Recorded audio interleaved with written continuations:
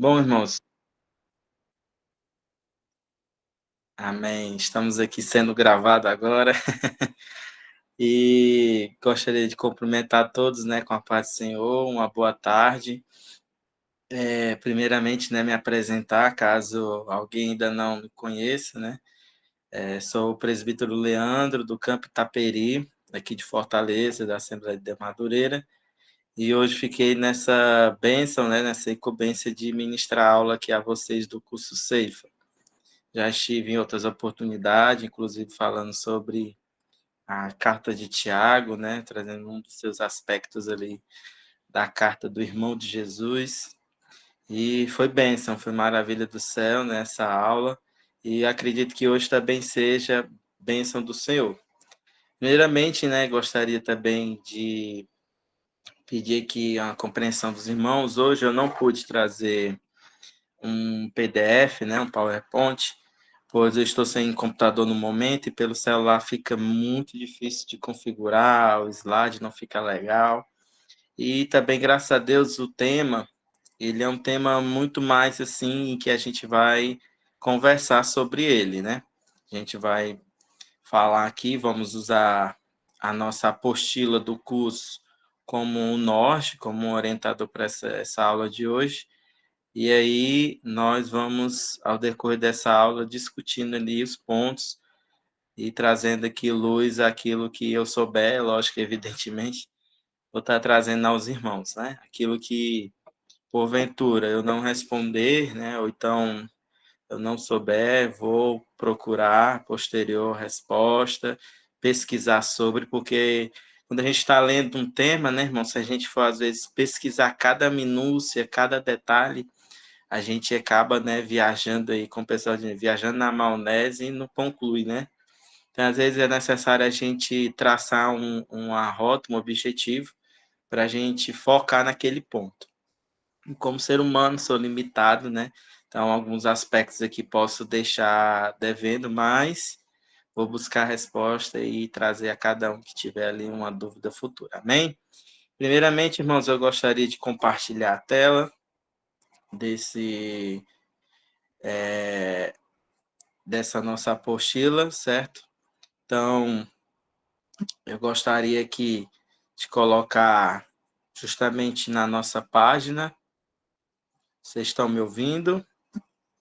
Vocês conseguem visualizar? Vocês conseguem visualizar? Se eu colocar o PDF? Amém. Vou colocar aqui o PDF, tá bom? Para os irmãos possam estar acompanhando. Estamos aqui falando, né, sobre o papel da hermenêutica sagrada na igreja evangélica, né? Primeiramente, eu gostaria de retornar um pouquinho aqui na nossa apostila, que a gente possa falar aqui um pouco sobre o que realmente se trata a hermenêutica. E a gente pode observar isso aqui na página 8, que ele vai falar, né, que no parágrafo, que a hermenêutica é a arte de interpretar textos.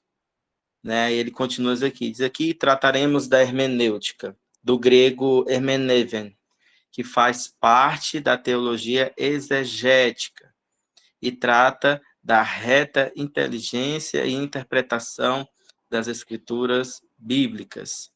Então, irmãos, que nós podemos observar, né, a respeito do que se trata como hermenêutica, é que ela é a arte, né, de interpretar textos, certo?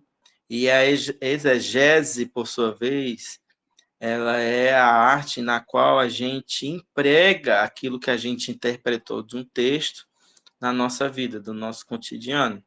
Então, é algo que muitas vezes está ali nos púlpitos da nossa igreja, nos cultos de domingo, nos cultos de doutrina, que muitas vezes a gente lê um texto bíblico, interpreta o que o autor quis dizer, e com aquela mensagem que a gente descobriu do autor, nós aplicamos em nossa vida, né? Que aí já entra a exegese. Então, irmãos, né, para todo efeito, é interessante que os irmãos tenham conhecimento sobre isso, do que se trata a hermenêutica, e o que se trata da exegese, para que a gente não faça essa confusão, né? Porque é comum, quando a gente não conhece o termo profundamente, a gente acha que uma coisa é outra, a gente acaba confundindo. Então, deixar claro aqui sobre esse aspecto, amém? Então, eu vou aqui continuar compartilhando a nossa tela. E aqui, né, a gente vai retornar ao nosso ponto, a partir aqui da página 12, que vai falar sobre o papel dessa hermenêutica sagrada na igreja cristã. E por que hermenêutica sagrada? Muitos devem ter se perguntado. Porque como a hermenêutica é uma arte de interpretar texto, né, ou o método onde se interpreta textos, a gente conhece algumas hermenêuticas que são empregadas, por exemplo, a hermenêutica jurídica. As pessoas que estudam direito, né, que estão fazendo ali a faculdade de direito para se tornar um futuro advogado, tentar um concurso público para ser um promotor, para ser um juiz, eles passam a estudar também hermenêutica, porque a matéria-prima, né, necessária, primordial de um futuro operador do direito, como advogado, como promotor, é a lei, né? A lei, a Constituição, os códigos, estatutos, entendimentos dos tribunais, súmulas vinculantes. Então, a arte de interpretar esses textos também existe no meio jurídico, né? E é muito comum a gente também encontrar livros de hermenêutica jurídica, né? Quem botar ali hermenêutica jurídica vai ver que existem bastantes livros que ajudam, né, os estudantes de direito também a interpretar textos e ter entendimento, né? E é a área também muito fundamental no direito, a parte da hermenêutica. E nós temos a hermenêutica sagrada, na qual vai tratar sobre os assuntos, né, teológicos, bíblicos, principalmente das escrituras sagradas. Amém? Aí, como diz aqui o texto, ele diz que a hermenêutica sagrada na igreja cristã teve divisão em períodos. Ou seja, nós podemos ver a história da hermenêutica em períodos distintos, né? Aqui o primeiro ele chama de período patrístico, que é o período dos pais da igreja, como nós chamamos de período da patrística. É um período em que temos ali os primeiros teólogos da igreja, os primeiros homens voltados aos estudos, voltado a trazer uma profunda análise das escrituras sagradas, e esse período, né, considerado chamado de patrístico porque faz referência aos pais da igreja. Temos também um período da Idade Média, né, que também nós vamos ver aqui um pouco mais à frente, o período da Reforma Protestante, na figura principal ali de Martim Lutero, que deu início a essa Reforma Protestante, né, de forma mais conclusiva ali, ele já realmente efetivou pensamentos que antes existiam em alguns teólogos, e é com Martim Lutero, né, que se deu início realmente à cisão dentro da Igreja Católica, e ali nós temos hoje, a partir desse momento é que nós temos hoje a Igreja Protestante, a Igreja Católica, né? Então é nesse momento aí da Reforma Protestante, e o período do confessionalismo, onde a gente vai ver ali confissões de fé de várias igrejas chamadas igrejas históricas, onde elas fazem, né, os seus credos, as suas confissões de fé. Bem, então aqui o período da patrística diz o seguinte: o desenvolvimento dos princípios hermenêuticos dependiam de três principais centros de atividades da igreja de então, naquela época, né? Alexandria, no Egito, Antioquia, na Síria, e o Ocidente. Né? Aí ele fala aqui sobre esta escola, chamada Escola de Alexandria, né? Não significa necessariamente que era um local, uma escola, como a gente tem ideia, mas é quando a gente chama assim de escola, por exemplo, de Alexandria, é o pessoal que seguia ao estilo dos teólogos de Alexandria, tá bom? Aí diz aqui que começa no início do século III, né, da nossa era, então começa nos anos 200 e 201 e vai até o ano 300 da nossa era, e ele fala que onde que a religião judaica e a filosofia grega se encontraram e se influenciaram. Seus principais representantes foram Clementes e Orígenes, seu discípulo. Reconheceram o estilo literal da Bíblia, mas acreditava que somente a interpretação alegórica contribuía para um efetivo conhecimento. Ou seja, eles eram uma escola onde a filosofia realmente era muito forte, né? A filosofia e todos os seus pensamentos, todos os seus métodos, a filosofia grega, né? Ali o pensamento platônico, e tudo que a filosofia grega nos ensina até hoje, né? Que nós temos como métodos de aprendizagem, métodos de significação, a gente aprendeu através dessa filosofia grega. E é nesse momento em que a filosofia entra, né, junto com a religião judaica e elas se influenciaram, né? Então ali nós estávamos no início do cristianismo, como nós sabemos, né, o cristianismo ele é originário da religião judaica e até então, né, nós tínhamos essa influência judaica bastante nos primeiros anos da igreja e a filosofia grega também deu sua contribuição, né? Agora, lembrando que a influência judaica, né, não está ali no sentido como hoje é o judaísmo, né, que nega Jesus, mas um judaísmo que entende as escrituras sagradas, entende ali, né, o que era, o que nós hoje conhecemos como Antigo Testamento, eles já tinham lá acessível a eles já tinham os entendimentos, os estudos, né? Porém, foi aquele episódio com Jesus, não reconheceram como o Messias e tudo, né, que mancha até um pouco o nome do judaísmo. Mas no sentido de estudo, de compreensão, nós podemos, né, aprender bastante aí com a religião judaica, certo? E aí, esses dois representantes, né, que é Clemente e Orígenes, são nomes fundamentais desse período da patrística, são nomes conhecidíssimos, né, teólogos importantes, e que eles foram difusores, né, desse estilo de Alexandria, dessa escola de Alexandria, no sentido de interpretar os textos bíblicos. Aí, em seguida, nós vemos também uma das divisões, né, que é a escola de Antioquia, um dos estilos que existia à época. Ela foi fundada por Dorotel e Lúcio no final do século III, né, então já ali próximo dos anos 300 da nossa era, e alguns consideravam que o verdadeiro fundador fosse Diodoro. Então, essa escola ela teve grande divergência quanto à interpretação bíblica. Teodoro e Crisóstomo, ambos discípulos de Diodoro, sustentavam essas diferenças. O primeiro tinha um ponto de vista literal, ele era intelectual, e o segundo não. E considerava todas as partes da Bíblia como a palavra de Deus. Era mais espiritual e prático, e avançava no sentido da busca de uma exegese científica.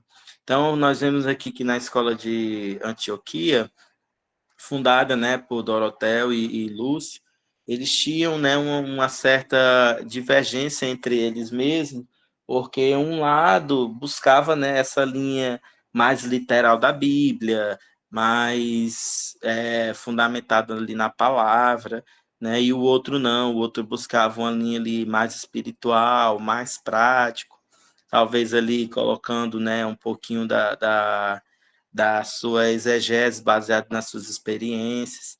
Então, assim, nós vimos que na escola de Antioquia havia essa divergência, eles não eram unânimes quanto à forma, né, como se interpretasse a Bíblia, dar essa exegese às escrituras, mas, né, eram conhecidos esses estilos dele, né, por fazer parte aí de um fundador, de ter um estilo, principalmente, né, de uma região.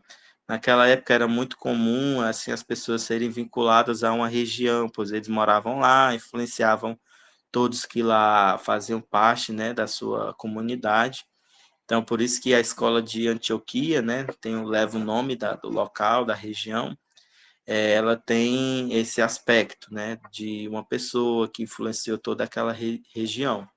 E nós temos a escola ocidental, né, que já é um misto das coisas dos quais os teólogos que pensavam na escola de Alexandria e pensavam em Antioquia, eles adaptavam ali, né? Eles mesclavam um pouco de um lado e de outro. Aí ele diz aqui, ó, acrescentavam a autoridade da tradição e da igreja na interpretação da Bíblia, né? Os mestres dessa época foram Hilário, Ambrósio, Jerônimo, aquele que traduziu, né, a Bíblia, na qual nós conhecemos como Vulgata, Septuaginta, né, e Agostinho de Hipona. Então, assim, são pessoas que, desses estilos dele, por fazer parte da igreja tradicional, eles acreditavam que também a tradição, né, dos apóstolos, né, e a tradição da igreja, ela ajudava nessa questão de interpretar a Bíblia, né? Então, nós vimos que, ao longo dos anos, né, esse estilo de interpretar a Bíblia, esse estilo oriental, ocidental, né, é o que até hoje muitas vezes se segue, né, assim, não, mas desde muitos anos a Bíblia, a gente acredita que a Bíblia é da seguinte forma, tal.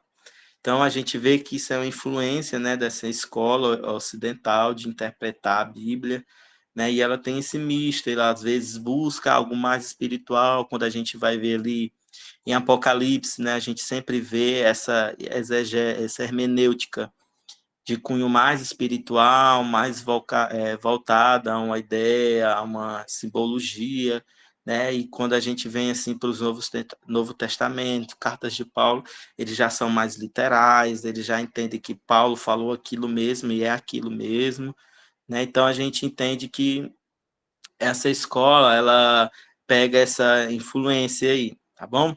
Aí, passando do período patrístico, um período de tempo, né?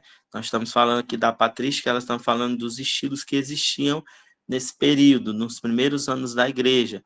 Aí agora a gente já avança para o período medieval, né, da igreja, onde ele, até um pouquinho antes do ano 1500, mais ou menos, a gente considera como período medieval da história da humanidade. Então, nós também temos o período da igreja, da hermenêutica, neste período considerado chamado medieval. Aí ele diz aqui, ó, nesse período a Bíblia foi considerada um livro de mistério, que só podia ser entendido misticamente. A interpretação era a partir dos escritos dos pais da igreja. Nenhum princípio hermenêutico surgiu nessa época. A exegese estava de mãos e pés amarrados pela tradição e pela autoridade dos concílios. A interpretação da Bíblia tinha de adaptar-se à tradição e à doutrina da igreja, né? E aqui, irmãos, a gente pode observar que nesse período medieval, como assim quem estudou história sabe, é um período considerado o período das trevas, né? Não no sentido assim de que o mal reinava, mas no sentido de que o acesso ao conhecimento, o acesso às escrituras, às verdades, né, eram algo considerado não acessível a todos. É nessa época que surge, né, essa ideia de que a Bíblia ela não poderia ser lida por qualquer pessoa. E aí a igreja, nossa igreja, né, porque até 1517 nós todos éramos uma só igreja. O cristianismo se resumia à igreja católica, a sua tradição dos papas. Então nós da igreja acreditávamos naquela época que as escrituras era algo que só poderia ser lido e interpretado por pessoas capacitadas, por pessoas vinculadas, que estudassem, né, dentro da religião católica, dentro da igreja. E aí, nesse período, né, não tem nada de novo, porque é um período em que somente um grupo seleto estuda a Bíblia, somente um grupo seleto das regras, das normas, né, muito mais seguindo a tradição do que escrevia o Papa, do que se decidia nos concílios, né, e caso alguém ainda não saiba, os concílios eram uma espécie de reunião dos bispos, né, de cada região, de cada país, ali se reuniam para tratar de um assunto ou de outro, de uma dúvida teológica sobre isso, sobre aquilo. A gente vê, por exemplo, o Concílio de Trento, né, que é o concílio na qual se reconhece de forma oficial a Bíblia, na forma como ela hoje nós conhecemos, ali já em 1546. Nós temos o Concílio de Nicéia, em que, por exemplo, trataram sobre uma heresia de um homem chamado Ário, que ele falava que Jesus não era Deus. Não, Jesus não era Deus, não tem como ele ser Deus. Então, era uma ideia que estava no meio de todas as igrejas daquela época, né? Muita gente acreditava nessa versão de Ário. Então, o Concílio de Nicéia, por exemplo, foi um concílio para poder tratar sobre esse assunto, né? Sobre Ário, sobre o dia da Páscoa, né? Nós observamos que o dia da Páscoa, para nós cristãos, sempre cai no domingo, né? Tem o domingo de Páscoa, né? Semana Santa ali é a sexta-feira, né? O sábado e o domingo de Páscoa. Por que que isso acontece com nós cristãos? Porque nós decidimos, né, que a Páscoa sempre seria comemorada, né, num período X, após do fato tal, e sempre seria no domingo tal. Já no calendário judaico, a Páscoa ela pode cair em qualquer dia da semana, uma segunda, uma terça, uma quinta, uma sexta. Eles não têm esse apego com relação ao dia da semana. Já nós, cristãos, chegamos a essa decisão sobre a Páscoa justamente nesse concílio de Nicéia, né? O concílio de Nicéia que aconteceu em 325, né? No ano de 325 da nossa era, foi decidido coisas desse tipo. Então, esses concílios eram essas reuniões onde as lideranças da igreja, de forma se reuniam, né? Debatiam, chegavam a um consenso e ali dali para frente a igreja, né, os cristãos tinham que se adaptar àquele acerto, né, digamos, aquele credo. Todo concílio terminava com um credo, olha, nós acreditamos nisso, tal, tal, tal. O credo apostólico, né, é baseado após uns concílios que foram reunidos. Então, nós conhecemos que esses concílios, eles tinham essa espécie de chamar, fazer uma revisão, uma análise, chegar-se a um consenso sobre a hermenêutica e decidir aquilo de forma ali em diante.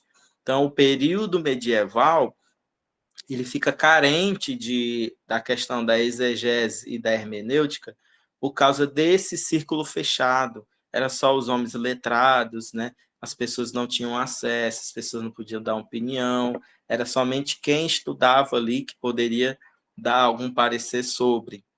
Amém? Então, vamos continuar aqui na nossa leitura da apostila, e aqui eu vou mostrar, né, a continuidade do nosso material. Aí, após esse período medieval, na qual nós conhecemos, né, falamos aqui um pouco, nós chegamos ao período da Reforma, né, como muitos já conhecem, ali começa, ainda no período medieval, algumas pessoas se levantarem contra essa ideia de que as escrituras não poderia ser algo restrito, de que a Bíblia tinha que ser traduzida e era algo proibido determinantemente pela igreja, traduzir os textos bíblicos, né, do latim para qualquer outro idioma. Nós conhecemos ali John Hus, que foi um dos primeiros homens que tentou, William Tyndale, que foi um inglês que traduziu a Bíblia, ousou traduzir trechos da Bíblia e também foi morto pela Igreja Católica à época. Então, nesse período da Reforma Protestante, nós já vemos que as pessoas não estavam contentes com essa linha de pensamento. E aqui o texto diz o seguinte: no período renascentista, houve um despertamento para que as escrituras fossem estudadas através do original. Buscava-se o verdadeiro significado. Helschen e Erasmo foram os apóstolos dessa época áurea da hermenêutica. Erasmo, né, é um dos homens que até futuramente ali Martin Lutero escreve um livro contra uma ideia que ele difundiu e que hoje a gente conhece também, né, que é a questão do livre-arbítrio ou da questão da predestinação, que é algo que é um assunto ainda caro a nós cristãos, ainda nós não chegamos a um consenso definitivo sobre isso. E Erasmo, né, ele defendia já ali o livre-arbítrio naquela época, e Martim Lutero já defendia que não existia a predestinação, e ali os dois, né, debatiam através de livros, né? Veja que interessante, né? As pessoas daquela época, ao invés de bater boca na internet, né, eles iam lá, escreviam um livro e davam em direta, né? Eu vejo que como o povo era um pouco mais elegante, né, digamos assim, eles defendiam as suas ideias ali através dos seus livros e, às vezes, quem não estava contente escrevia um livro debatendo. Então, ele diz aqui que eles eram os apóstolos dessa época áurea, né, da hermenêutica. E os reformadores criam que a Bíblia era inspirada, palavra de Deus, né? Eles não tinham a menor dúvida com relação à inspiração das escrituras sagradas. Eles tinham o princípio de que são as escrituras que ensinam e o que deve ser ensinado nas igrejas, e não o contrário. Então, nós vimos aqui no período da Reforma, ele justamente um período que vem se contrapor ao período medieval. O período medieval, eles sempre se pautavam na tradição da igreja, nos costumes da igreja, na palavra do Papa, né? Ali o que o Papa escrevia era lei e às vezes era algo que ia de contra as escrituras, e como as escrituras era algo bem restrito, poucas pessoas tinham acesso, então, era algo que poucas pessoas poderiam debater sobre, se levantar contra. Então, imagine só aquela época se levantar contra o todo-poderoso Papa, né?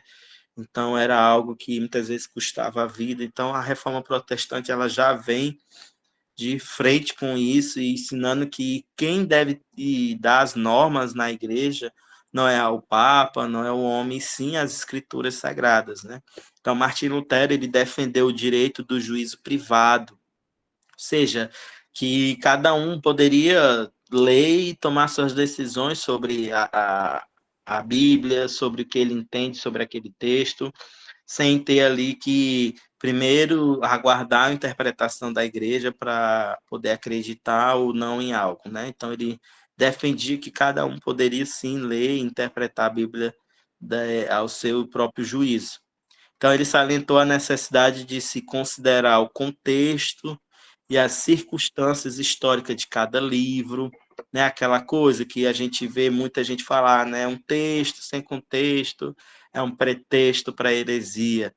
Então, isso é verdade, né, irmãos? Um texto isolado da Bíblia, um parágrafo isolado da Bíblia pode dar vazão a muitas heresias, né? A muitas ideias que não condizem com o que a igreja acredita, né? Então, porque a gente tem que levar em consideração também muitas coisas, a cultura da época, a história na qual foi escrito aquele livro, né? Em que mundo era, em que país era, em que conhecimento tinham as pessoas daquela época, então a gente não pode, né, interpretar fora disso. Aí ele continua aqui dizendo assim, e exigiu que o intérprete da Bíblia tivesse intuição espiritual e fé, e pretendeu encontrar Cristo em toda a Escritura. Isso Lutero. Já Felipe Melanchthon, fiel aliado de Lutero, seguiu o princípio de que as Escrituras devem ser entendidas gramaticalmente, antes de serem entendidas teologicamente, e que a mesma tem apenas um e simples determinado sentido. Aí ele diz aqui que já João Calvino, né, considerado o maior exegeta da Reforma, acreditava que o primeiro dever de um intérprete é permitir que o autor diga o que realmente diz, ao invés de lhe atribuir o que pensamos ou o que deviam dizer. E aqui, né, eu chamo aqui a gente para a gente conversar sobre, porque nós vimos ali os nomes principais, né, da hermenêutica da época reformada, né, Martim Lutero, Erasmo, João Calvino e muitos outros também que trabalharam nessa questão da hermenêutica, de interpretar, né, que a hermenêutica é justamente isso, é interpretar, é ler, vamos ver o que, que eles querem dizer, o que, que o autor quis dizer com isso, o que, que nós podemos aprender com tudo isso, para que a gente possa aplicar, né, fazer uma exegese na nossa vida de forma correta. Então, eles debateram muito sobre isso, E o que a gente hoje aprende com eles, né, o que a gente tem como protestante, como uma herança desses homens, é justamente a hermenêutica.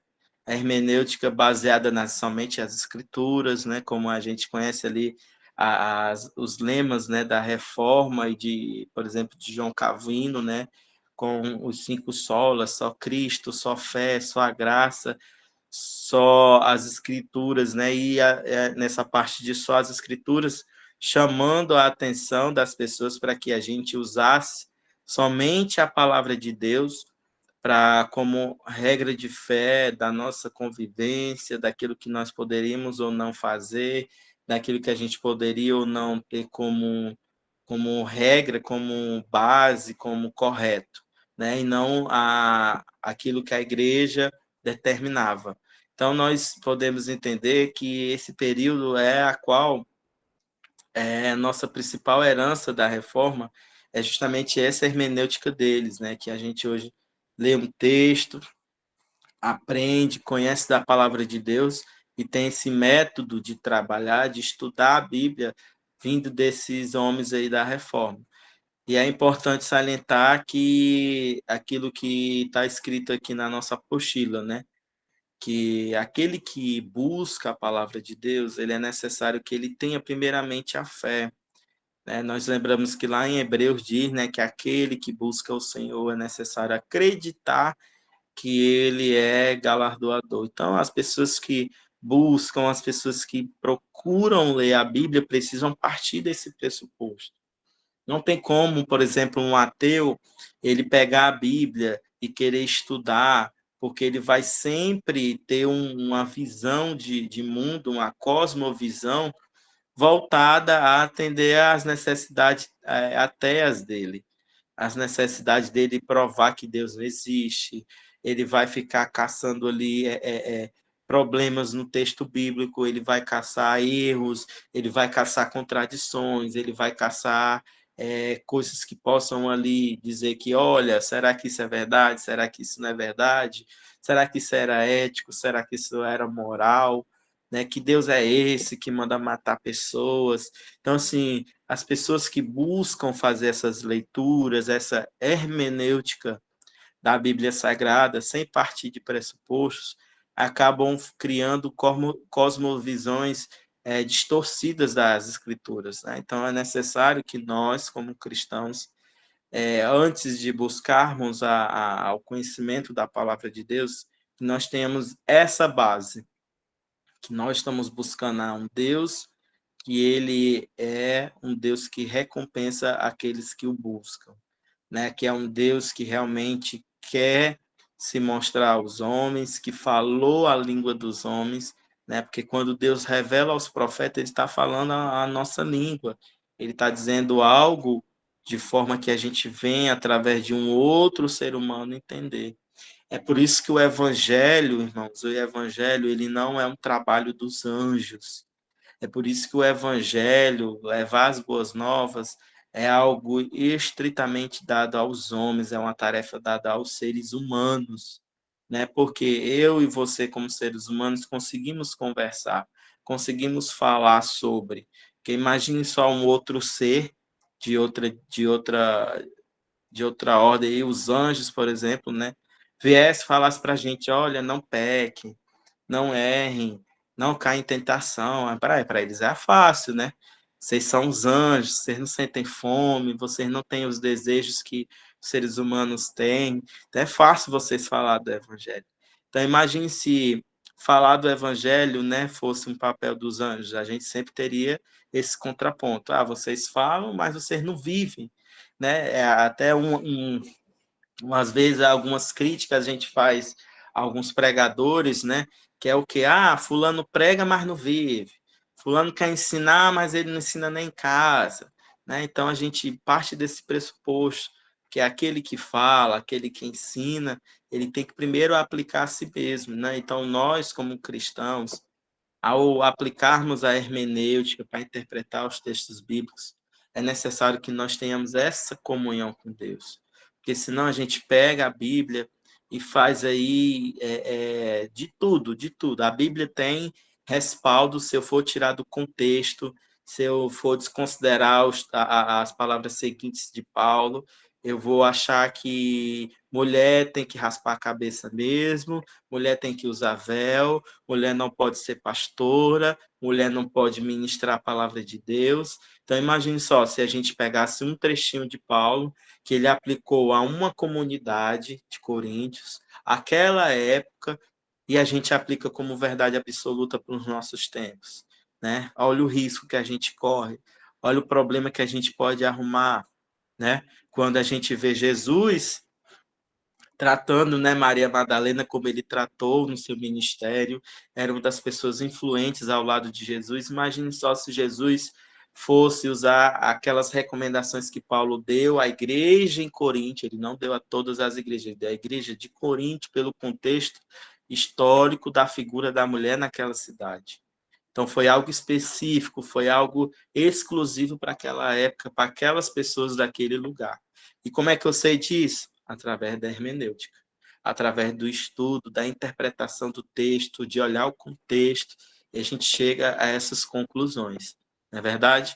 Então vamos retomar aqui a nossa apostila, que a gente possa aqui continuar a nossa análise, né, sobre esses períodos, né? Então nós falamos agora sobre o período da Reforma e agora nós vamos falar sobre o período confessional. Aí aqui ele diz assim: período de grandes divergências doutrinárias, de escravidão e uma nova autoridade. Os padrões confessionais das igrejas. Segundo o historiador Farrar, nesse período, quase toda cidade importante tinha o seu credo favorito. Houve facções no meio evangélico e a busca de textos provas como principal características da exegese, principalmente entre os teólogos luteranos. Para, para se estudar a Bíblia, deve-se ter em mente que ela é um livro singular, especial e se distingue dos demais valiosos compêndios da literatura já produzidos até hoje. E não se pode compreendê-la por meio só da inteligência, mas pela ajuda iluminadora do Espírito Santo. Olha só, veja que interessante, né? Nós, para estudarmos a Bíblia, a gente não pode simplesmente só se basear pelos nossos conhecimentos, né, pela nossa inteligência, por ajuda de livros, de manuais, mas a gente tem que, principalmente, né, contar com a ajuda iluminadora do Espírito Santo, não é verdade? Então, aqui, né, nós vemos aqui que para que a gente estude, né, a Bíblia, a gente precisa de pressupostos, como eu já vinha falando. Então, a gente vem assim, analisando e observando que cada vez mais a gente vê homens que às vezes têm, né, uma boa intenção de se levantar, de ensinar na igreja, homens e mulheres, né, de se levantar para ensinar, mas a gente tem que entender que não é só baseado no seu conhecimento ali, na sua consciência, né? Na sua inteligência, na sua capacidade. Porque todos nós temos as nossas limitações de cunho intelectual. Eu, por exemplo, não sei falar inglês, não sei falar espanhol, não sei de uma coisa, não sei de outra. Cada um também tem a sua limitação em uma determinada área, né? Nós não somos seres completos, por mais que a gente tenha um conhecimento vasto, por mais que a gente tenha diplomas, né, graduações, pós-graduações, doutorados e mestrados, a gente tem que ter a ideia de que nós somos limitados em uma determinada área, né? Um teólogo, por exemplo, ele não pode ficar ali dando palpite em economia se ele não estudar economia. Da mesma forma, o economista ele não pode dar palpite na religião se ele não estudar a religião. Então, nós temos que entender isso e buscar o conhecimento. O conhecimento existe, mas é fundamental, é importante, é uma questão mesmo básica da vida de um cristão, que ele tem que estar aos pés do Espírito Santo. Pessoas que perdem o Espírito Santo e têm o conhecimento são hoje pessoas que carregam multidões e multidões seguindo uma heresia. homens que eram iluminados pela palavra de Deus, homens influentes no meio evangélico. Por exemplo, hoje acredita que o casamento gay é algo aceitável dentro da igreja. São homens que, dentro das suas igrejas, dentro do seu templo, entende que o aborto é algo aceitável. Não dá para a gente abrir exceção. E assim, né, o progressismo, que é essa linha de ideológica de que tudo é relativo, né? Não, peraí, vejamos bem, quem sabe dessa forma também não é o correto. Não, talvez esse é o seu ponto de vista, essa é a sua verdade, a minha verdade é outra.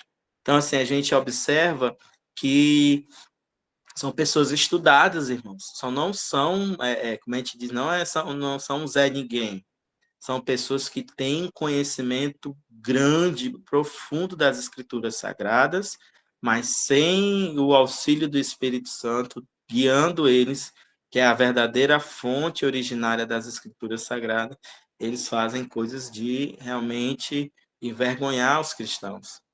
Então, nós devemos ter isso em mente, que é necessário aquele que quer estudar, aquele que quer buscar uma verdadeira hermenêutica bíblica, entender que quem dá as coordenadas é o Espírito Santo, né? E nós, através das escrituras, dos estudos, dos manuais, nós conseguimos encontrar aquilo que o Espírito Santo de Deus está nos mostrando, aquilo que ele está nos afirmando em nossos corações. Bem?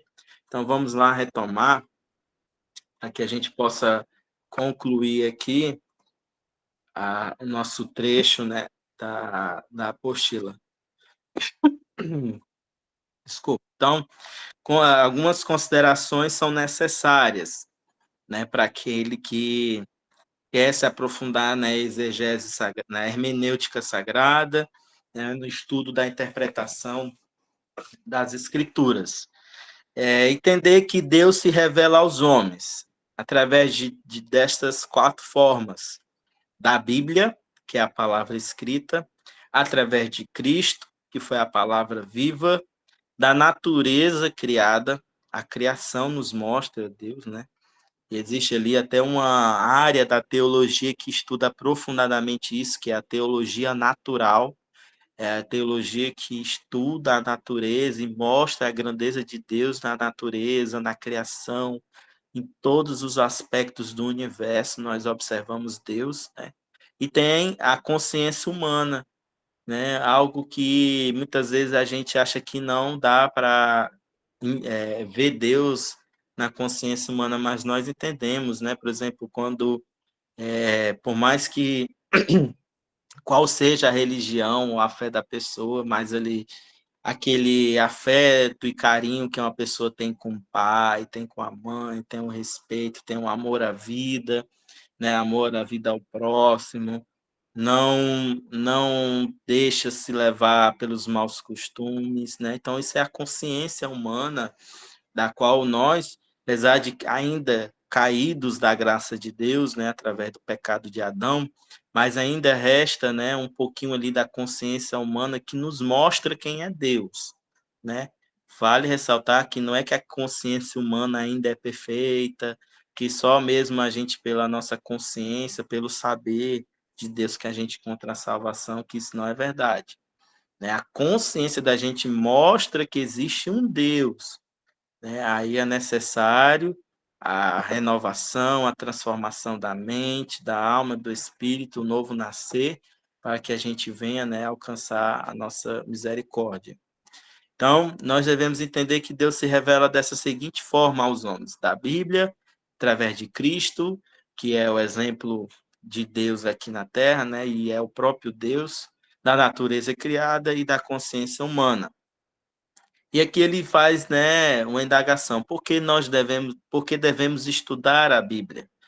É porque ela é o manual, né, do crente na vida cristã e no trabalho do Senhor, porque ela alimenta as nossas almas, é o instrumento que o Espírito Santo usa nas suas batalhas, ela enriquece espiritualmente a vida do salvo. Então, nós devemos estudar a Bíblia por esses motivos, né? Porque principalmente é ela que nos revela quem é Deus, o que Deus espera de cada um de nós e o que nós devemos realizar para nos reencontrarmos com esse Deus, não é verdade? Então, como é que nós devemos estudar essa Bíblia? Conhecendo o seu autor, né? Quem é o autor da Bíblia? O Espírito Santo. Ele chegou ali através dos profetas, através de Davi, né? Através dos salmos, através dos poetas, através de Moisés, que escreveu o Pentateuco, através de Paulo, que escreveu boa parte do Novo Testamento, através dos discípulos. O autor das Escrituras Sagradas é o Espírito Santo de Deus, é o próprio Deus que escreveu as Escrituras Sagradas. Ele que deu toda, né, a inspiração ao homem para o homem simplesmente colocar ali em papiros, em argila, né, e escrever. Então, quem é o verdadeiro autor? É o homem? Não, é o próprio Deus, é o próprio Espírito Santo. Então, como é que a gente deve estudar a Bíblia? Conhecendo o autor de forma diária. De forma diária, irmãos, porque tem gente que acha que pegar a Bíblia só na escola bíblica ou só uma vez por semana, que a gente vai adquirir o conhecimento necessário. De muitos aspectos, a gente pode até aprender algumas coisas, sim, mas nada se compara a gente diariamente fazer a análise da Bíblia, fazer análise, ouvir estudos, pesquisar sobre, ter o interesse e a curiosidade de buscar termos que a gente ache, rapaz, o que isso aqui significa, o que isso aqui quer dizer. Então a gente ir lá, pega um dicionário bíblico, um manual bíblico, né? Vai estudando, vai buscando a Deus ali, através da Bíblia, você vai ter sim um conhecimento excelente das Escrituras. Aí o C diz aqui, ó, melhor com a melhor atitude mental e espiritual possível, né, gente? Então, às vezes tem pessoas que estudam a Bíblia, como eu disse, né, buscando já ali contradições para denegrir a imagem de Deus, dizer que Deus não existe, de que Deus não é um Deus verdadeiro. Então, a gente tem que ter essa atitude mesmo mental e espiritual de que eu estou buscando conhecer esse Deus, conhecer essas escrituras, me tornar uma pessoa melhor, né?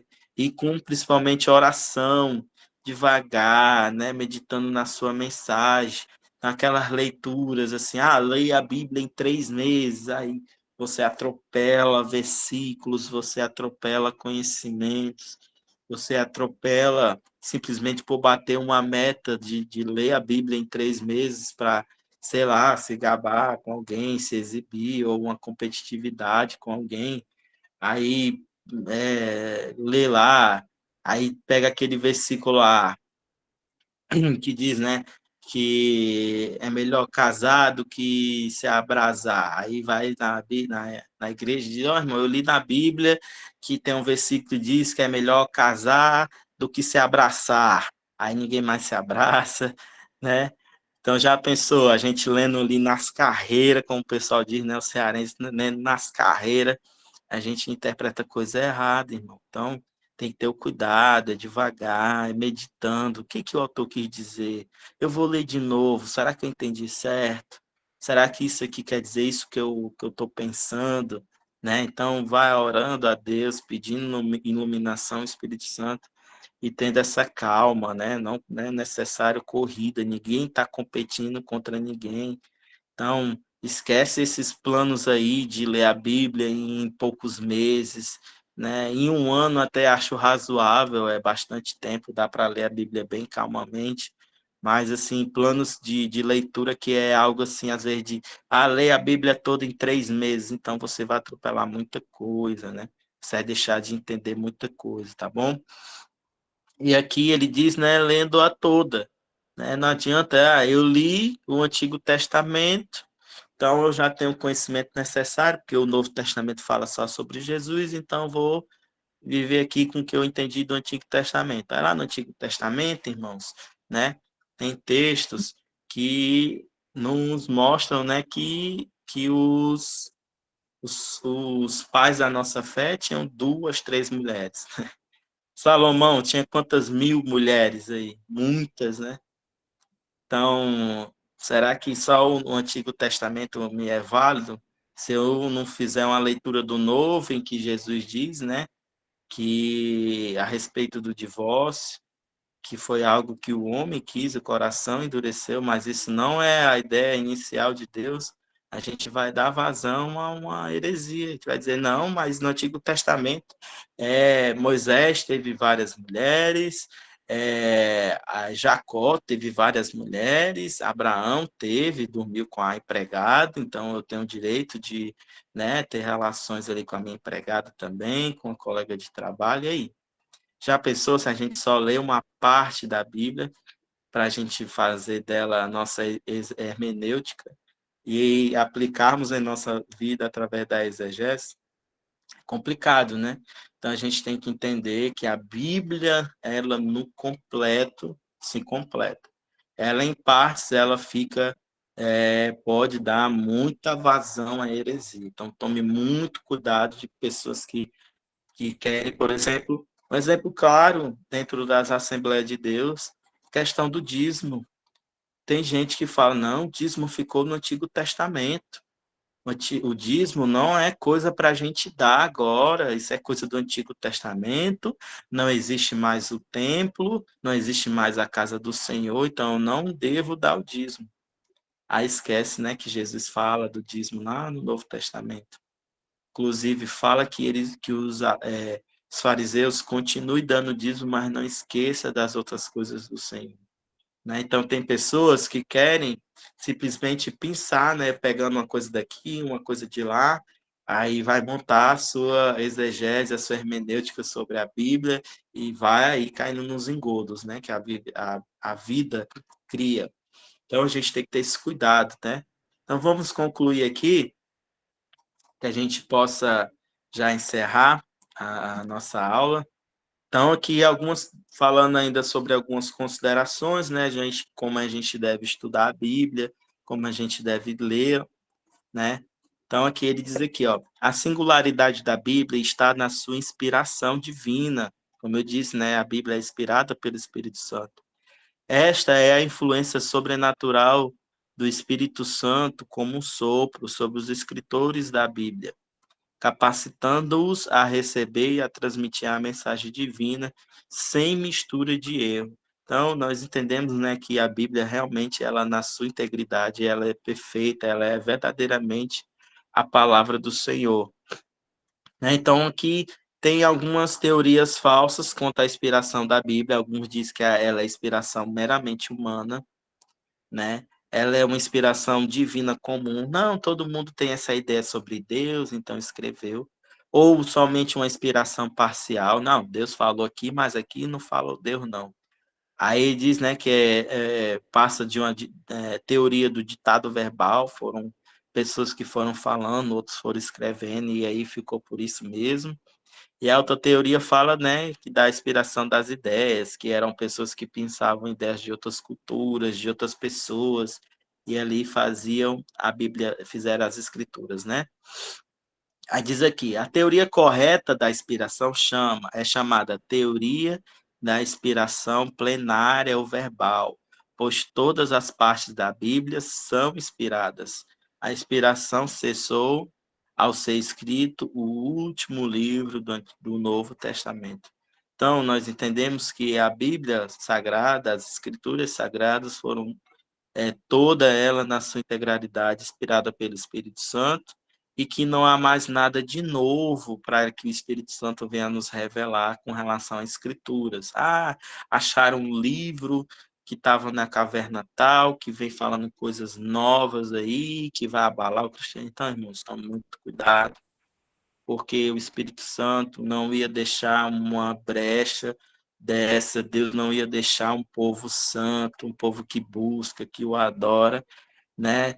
Com os olhos ainda não iluminados pela verdade.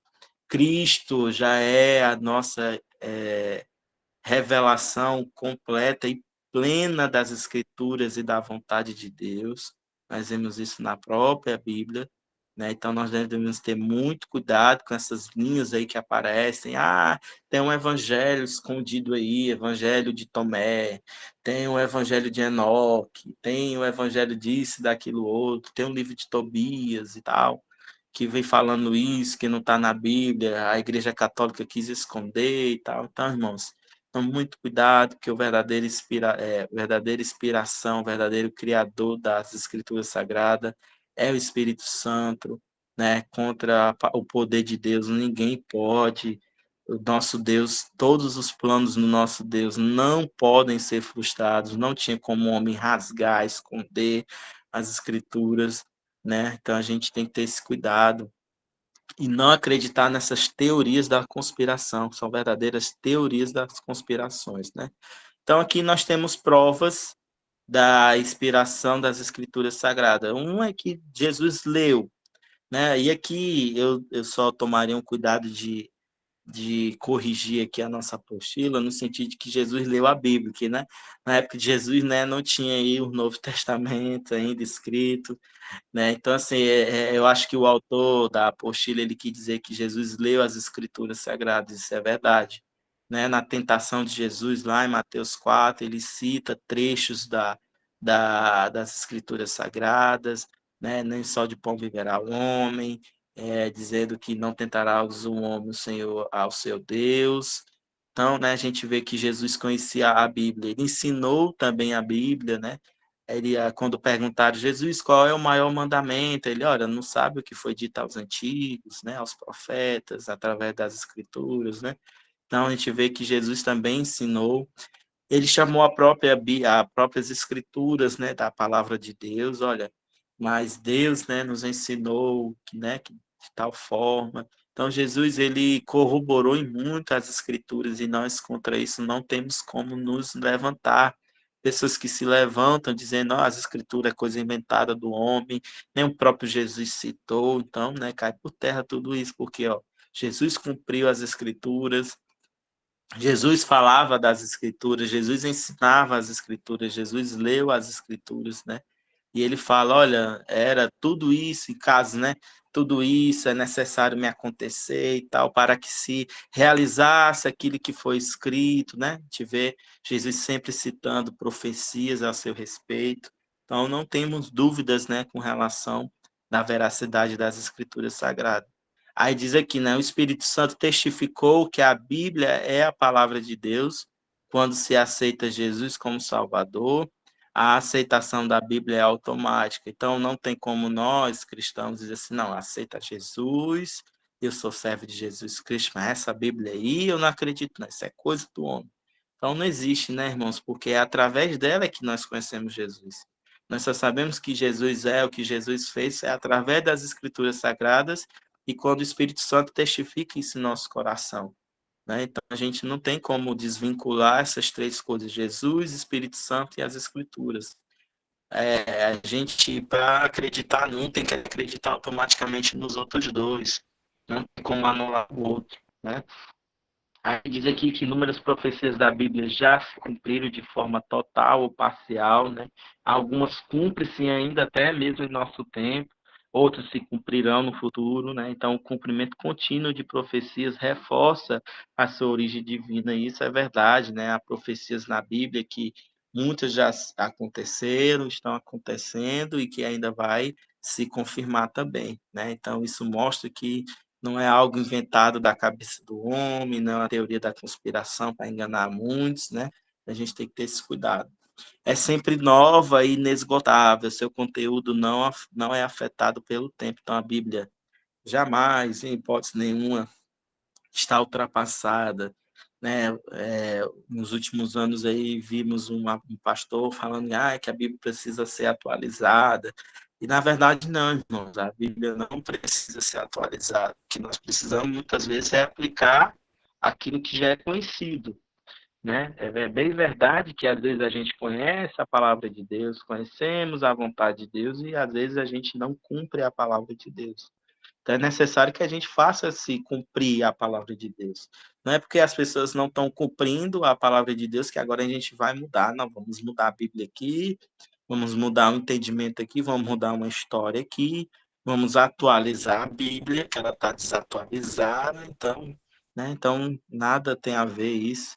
Ela não é afetada pelo tempo, a gente vê que por exemplo, os provérbios, né? Provérbios ali, quantos anos fazem que foi escrito o livro dos Provérbios, né? O livro de Eclesiastes. Ó, o livro de Eclesiastes é tão atual, irmãos, que vocês não têm ideia. Parece que a gente está vendo uma poesia de uma pessoa dos nossos tempos, né? Quando a gente lê ali Eclesiastes, falando da vaidade, né? Da arrogância do ser humano. Então, quanto tempo não foi escrito aquilo? E até hoje continua sendo aplicado, né? Porque muda o CPF, muda o CEP, mas o ser humano, irmãos, é sempre o mesmo. A Bíblia foi escrita para nós, então, enquanto nós formos seres humanos, ela vai se aplicar ainda a nós, né? Ela é familiar a cada indivíduo, porque rompe todas as barreiras culturais. Então, é o fulano lá da Indonésia, que tem o costume de comer barata torrada. Mas a Bíblia, quando ele lê, irmãos, vai ser algo profundo ao coração dele, né? Porque ele está em outra cultura, em outro mundo, em outro país, que aquilo não vai se aplicar a ele, né? Então, é um livro superior, contém verdades de todos os demais livros juntos. Então, a gente vê que a Bíblia ela é um livro que muda vidas, né? Uma vez eu vi uma pessoa defendendo a Bíblia e ele usou, né, um exemplo da Bíblia na cadeia, mostrando a superioridade da Bíblia, né? Fala assim, pegue um livro de Shakespeare, Romeu e Julieta, pegue um livro aí, sei lá, de qualquer autor que fez muito sucesso, coloque lá numa cadeia e veja o que que acontece. Então, as pessoas vão ler, vão conhecer a história, vão entender algo, mas quando tem uma Bíblia, as pessoas mudam, não é verdade? Então, a gente vê que pessoas podem estar rodeadas de conhecimento, de muito livro, de muita literatura. Eu conheço todos os livros de Machado de Assis, conheço os escritos de Carlos Drummond de Andrade, brasileiro, conheço os sertões, né, de Guimarães. Então, eu sou uma pessoa letrada, eu sou uma pessoa que tem um conhecimento, mas a Bíblia, irmãos, ela transforma vidas. Esses livros a gente pode viver muito bem sem eles. Muito bem faz a gente conhecer ou não essa literatura aí, esses escritos, mas quando a gente conhece as escrituras sagradas, conhecemos a Bíblia, né, a nossa vida é transformada. Ele é um livro superior a qualquer outro livro que já foi escrito e a que vem a ser escrito, não é verdade? Então, vamos concluindo aqui. Então, vamos observar, né, que além desses aspectos, perdão, nós vemos também aqui, ó, que na letra J, né, é um livro totalmente imparcial, põe em relevo as fraquezas e os defeitos humanos. Então, irmãos, não foi um livro que a Bíblia foi formada por causa de Constantino, lá no concílio de Nicéia. Estou sabendo, vocês não sabem de nada, vocês crentes são tudo, né, são tudo burros, os bichões, né, que a gente vê na internet. Então, nem eles sabem que essa história de Constantino foi uma história que uma pessoa viu numa peça de teatro, achou que aquilo era verdade, saiu difundindo como verdade, depois foi desmentido, né? Para ser bem mais claro, irmão, um homem chamado Voltaire, um francês, ele ficou conhecido já nos anos de 1800 e alguma coisinha, do iluminismo, né? É conhecido um dos principais pais do iluminismo, onde é enaltecido o conhecimento do homem, né, do ser humano. Ele diz que Constantino foi ele que determinou os livros da Bíblia, que o cânon não tem nada de sagrado, foi algo escolhido pelo homem, né?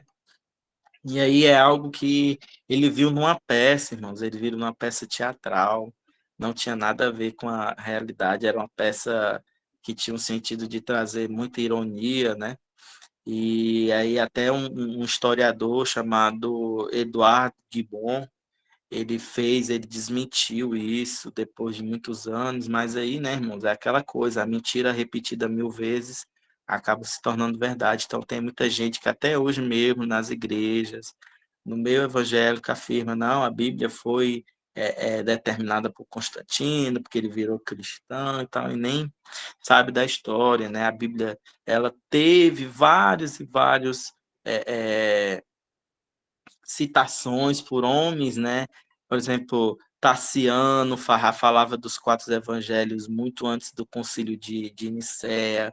Tertuliano, no ano 200 ali depois de Cristo, ele já falava dos evangelhos. Justino, mártir, o primeiro mártir, né? Justino, um dos primeiros mártires, ele já falava das escrituras. Orígenes, ele é muito antes, irmãos, desses concílios, ele é um dos pais da igreja, lá na Patrística, nós até vimos aqui, né, na apostila, ele já falava da palavra de Deus, já falava de livros, já citava livros, né, tido como escritura sagrada. Então, assim, são pessoas que não fazem ideia do que realmente representa a Bíblia, né? E fica falando essas coisas, fica repetindo coisa que vê na internet, coisa que muitas vezes são pessoas que, não diga assim, internet, também não vou demonizar tudo, mas são pessoas que falam sem pesquisa, sem comprometimento histórico, sem um comprometimento com a igreja. Então, são pessoas que realmente já querem queimar a igreja, então já usa essas mentiras para falar. Então, assim, custa nada a gente tentar sentar, estudar, né? A gente começar a ver isso aí. Porque a Bíblia, irmão, nesse formatozinho que a gente vê, ela só foi oficializada pela igreja através de um concílio que reuniu várias vertentes do cristianismo, né? E nesse concílio, no concílio chamado Concílio de Trento, Trento na Itália, já foi no ano de 1546, já tinha acontecido a Reforma Protestante, Martim Lutero já tinha traduzido as Escrituras, já tinha homens, já tinham sistemática, Agostinho de Hipona, Tomás de Aquino, tem a Súmula Teológica de Tomás de Aquino, ela é para mais de 3.000 páginas sobre as Escrituras Sagradas, e ele foi muito antes desse concílio. Então, a gente tem pessoas que falam, foi só no Concílio de Trento, de Nicéia, que a Bíblia já foi decidida. Não, foi decidida 1.000 anos praticamente depois, né? Constantino já não existia nem mais as cinzas, se duvidar. Então, as pessoas às vezes ficam falando coisas que não condizem, né? Então, não conhecem a hermenêutica, não conhecem a exegese, não estudam e acabam caindo, né, em doutrinas que não condizem com a palavra de Deus. E aqui eu quero agradecer imensamente a cada um que fez parte dessa aula, que assistiu, né? Quero agradecer a Deus por cada um que permaneceu aqui, ouvindo um pouquinho, ouvindo aqui as minhas tosses, né? E eu quero agradecer e eu peço que cada um se dedique verdadeiramente, principalmente nessa matéria, porque essa matéria, irmãos, é dessa matéria que depende todas as outras, para você aprender a Bíblia. Eu acho que a gente deveria até mesmo colocar ela como a primeira, como as aulas iniciais do curso, porque as demais vão depender de uma hermenêutica, de uma exegese, de uma ortodoxia, de uma palavra verdadeira, pautada na verdade, né? Então a gente tem que ter esse cuidado, ter essa atenção com o que se ventila por aí, principalmente em redes sociais, em internet, né? Não estou demonizando, sou uma pessoa que busco muito lá, pesquiso lá, depois eu vou para os meus livros, né? Tenho os meus livros aqui que eu uso como base, por ser escrito por homens confiáveis da palavra de Deus. Então, a gente tem que ter esse cuidado, ouvir várias opiniões, ouvir. A gente tem que reter o que é bom, o que é agradável, aquilo que casa com as escrituras sagradas. Não é porque foi fulano que falou. Se a gente for seguir isso, a gente volta aos períodos em que o Papa que dava as normas da igreja. E até hoje, recentemente eu vi um vídeo de um padre ele falando, os evangélicos, os protestantes, né, chama a gente de protestante, os protestantes que não sei o que, tal, tal, tal. O Papa é que diz o que a Bíblia tem que ser lida, o que nós entendemos da Bíblia, quem diz é o Papa, quem diz é a igreja. A igreja foi que criou a Bíblia e não a Bíblia que criou a igreja. Veja só que absurdo, né? Eu vi um padre falando isso, que foi a igreja que criou a Bíblia e não o contrário. Veja, nós só existimos como igreja, irmão, só existimos como povo reunido, apesar das nossas diferenças, das nossas divergências, nós só estamos reunidos como um povo que quer buscar a um Deus por causa das Escrituras. É o contrário, a igreja existe por causa das Escrituras. Nós somos frutos desses estudos, dessas pregações, dessa palavra que foi difundida a nós. Então, veja só, né? Quando a gente bota por terra a autoridade da Bíblia, então a gente acaba derrubando qualquer coisa. Quando a gente derruba a Bíblia, derruba a autoridade bíblica, a gente pode derrubar qualquer coisa do cristianismo. Porque o cristianismo ele é fundamentado nas Escrituras e nós somos fundamentados nessas Escrituras. Amém? Então, agradeço imensamente a cada um. Quero agradecer o nosso coordenador-chefe, né, o nosso irmão Diogo, que o Senhor continue abençoando, e quero colaborar aqui em algumas outras situações também, né? Vou me programar para sempre estar mais ativo aqui, e que o Senhor possa abençoar os estudos de cada um. Amém? Quero aqui agradecer e já repasso a palavra ao nosso coordenador. Amém? Amém, glória a Deus. Mais uma brilhante aula que hoje nós tivemos. A primeira aula foi do nosso obreiro, Samuel de Paraipaba, e agora o nosso obreiro aí também está dando essa aula, pastor Leandro. Eita, recebe aí. É bênção de Deus. Louvado seja Deus por isso. Meus irmãos, esta aula, né, hoje, graças a Deus, eu consegui gravar. Me lembrei, logo gravei para não esquecer. Até mais eu repito, peço mil perdão, a Patrícia, não tive a condição de gravar a aula passada. Muito obrigado, Leandro, pela sua cooperação, que Deus te recompense você de uma forma tremenda e poderosa. Aos nossos alunos presentes, que Deus abençoe de uma forma tremenda e poderosa. Meus irmãos, para enriquecer mais os nossos conhecimentos, tanto na área pessoal, na área espiritual e da ministerial, estaremos fazendo o primeiro encontro do seito. Isso nunca aconteceu no Brasil. Vai acontecer no Ceará, em Sobral, no dia 18 e 19. Nós vamos ter aqui um momento todo especial, um momento diferencial que vai realmente nos ajudar. Né? Não vou aqui detalhar o que vai acontecer, só sei que vai ser uma bênção. Já conversei com todas as lideranças para nós estarmos aqui sábado e domingo. Gente, louvado seja Deus, né? Louvado seja Deus que sábado que vem que vai ministrar a aula. Olha, por incrível que pareça, vai ser o pastor Josué. Ele que vai estar ministrando aqui a aula para nós. E dezembro, quem vai estar ministrando uma das aulas vai ser o pastor Josebel. Olha como Deus está abençoando o Ceifa.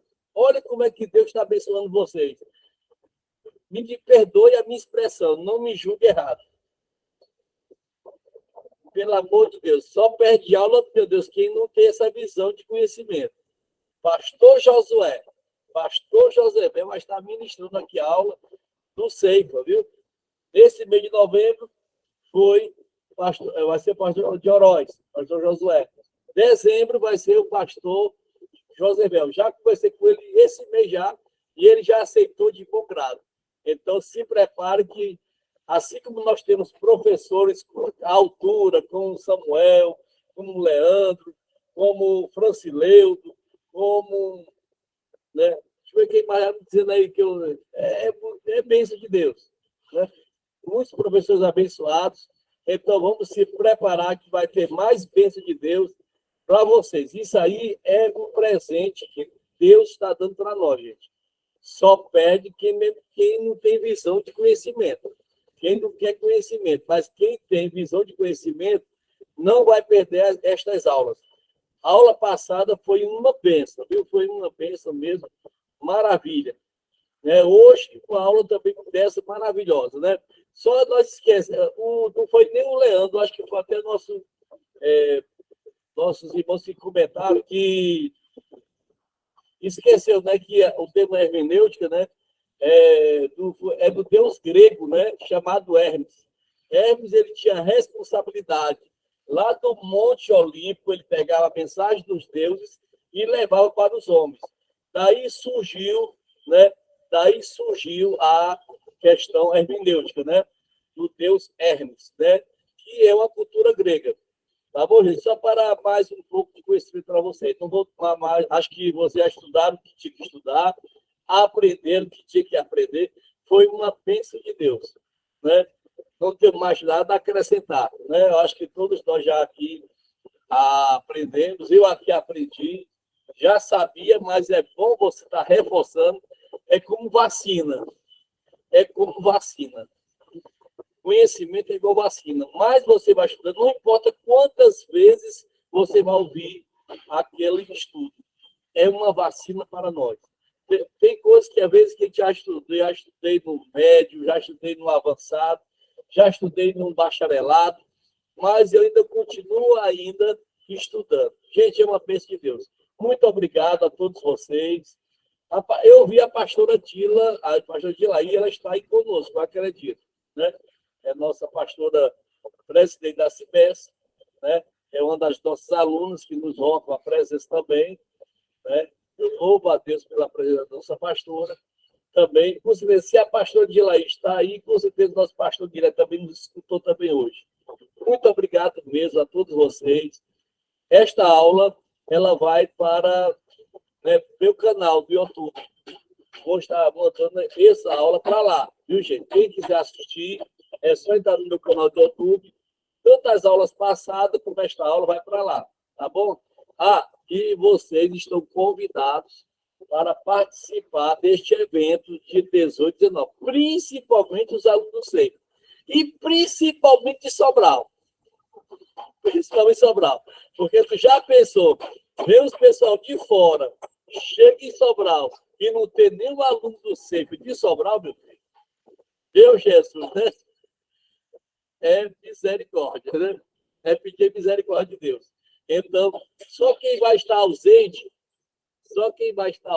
só a pastora Dilaí, que ela vai viajar com o pastor Guilherme para São Paulo. E vai ter lá a convenção, né, nacional, e o pastor Guilherme já falou comigo, e com certeza a pastora Dilaí vai com ele, né? Só vai estar ausente mesmo a pastora Dilaí, né? E o pastor Guilherme. Mas todos nós de Sobral, principalmente de Sobral, tem que estar participando desse evento. Viu, gente? Não é nem um convite, é uma convocação. Senão vai ser todo mundo disciplinado. Tá certo? Muito obrigado por vocês terem assistido. Até sábado que vem, aula com o nosso pastor Josué. Olha que bênção, né? Josué vai dar aula de tarde e à noite vai estar dando a palestra lá na sede. E domingo de manhã vai ter outra palestra, vai ter mesa redonda, vai ter debates, vai ter uma gama de coisas boas para vocês, tá? Muito obrigado a todos vocês. Fiquem com Deus. Uma ótima final de semana. Aguinaldo, ora por nós, nosso coordenador lá de Frecheirinha. Acho que ele está nos assistindo. Você pode dar por nós, nosso coordenador Aguinaldo? Ore por nós. Amém. Então vamos orar. Senhor, meu Deus, querido Pai, toda honra e glória seja dada somente a Ti, Senhor. Muito obrigado pela Tua misericórdia, pela Tua graça. Te agradeço, Deus, pela vida de cada um, Senhor Deus, que participa, meu Pai, do curso Ceifa. Eu te agradeço, Senhor Jesus, pelos ensinamentos. Muito obrigado, Senhor Deus, pela vida do nosso professor que deu a aula hoje. Te agradeço, Senhor Deus, e continua, meu Pai, nos abençoando com o Teu conhecimento, meu Pai, com a Tua misericórdia, Deus, a cada dia. Muito obrigado, te louvo por essa oportunidade. Amém. E graças ao Senhor Deus. A paz seja para todos, uma ótima final de semana. E com Deus. Pai, Espero Senhor. você semana que vem.